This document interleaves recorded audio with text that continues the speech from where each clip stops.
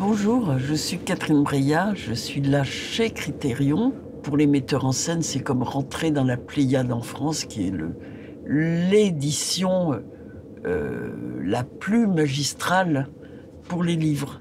Et les films, c'est aussi nécessaire que les livres. Parce que moi, je dis toujours que pour se connaître, il faut se reconnaître. Le premier film que j'ai vu de ma vie, c'était Bergman, La Nuit des Forains. Et le deuxième film que j'ai vu, c'est Viridiana. J'avais 12 ans. Et curieusement, autant Harriet Anderson, c'est mon corps de fiction, l'actrice de Viridiana, c'est pas mon corps de fiction.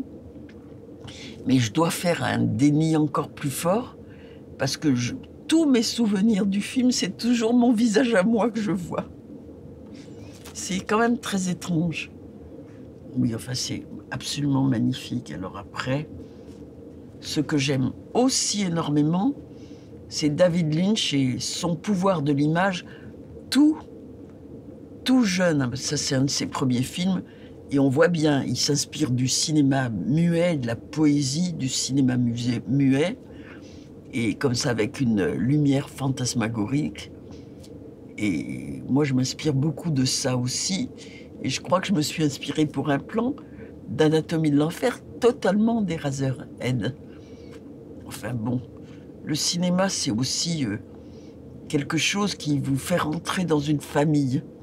C'est pas seulement se reconnaître, c'est aussi une familiarité avec ses propres rêves, son propre univers. Et la preuve, c'est les films qui résistent au temps. Bon, Elia Kazan, là, c'est Marlon Brando on the Waterfront.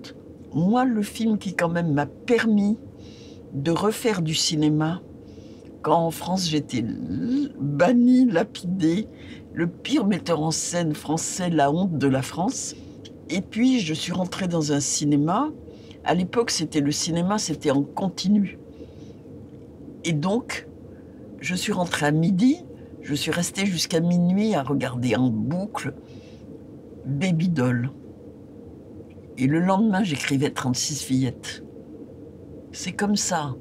Moi, je trouve que les grands génies, les grandes œuvres vous tendent la main et vous aident à vivre, à devenir vous-même un auteur, à devenir vous-même, quoi, en réalité. Je ne connais pas Vengeance is Mine, mais bon, Imamura, c'est un immense maître.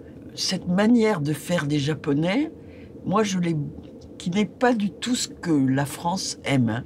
La France est quand même fait des films très psychologiques où les choses doivent être logiques, le déroulement des faits et des personnages et leur évolution. Alors moi, ce que j'adore chez les Japonais, c'est que ça vient brutalement. Et c'est tellement mieux, c'est tellement plus la vie pour moi. Enfin, je trouve que c'est absolument sublime. Alors ça, c'est mon enfance. Et on a toujours envie de revoir son enfance et surtout les mythes. Je sais que j'avais adoré le film. Et c'est drôle parce que on a besoin de revoir les choses qu'on a vues dans son enfance. C'est comme de relire les livres qu'on a. Moi, je trouve qu'il vaut mieux regarder un chef-d'œuvre 100 fois qu'un film pas vraiment utile, une fois, mais qui vous distrait. Mais distraire en français, ça a deux sens. C'est aussi enlever. Ça vous enlève 1h30 ou 2 heures de temps d'ennui. Mais un film essentiel, ça vous transporte dans une autre dimension où on se sent mais tellement bien. Andrei Rublev, c'est évidemment le chef-d'œuvre de Tarkovsky. Et Tarkovsky, je l'ai rencontré, je lui ai même fait la cuisine, figurez-vous, chez moi.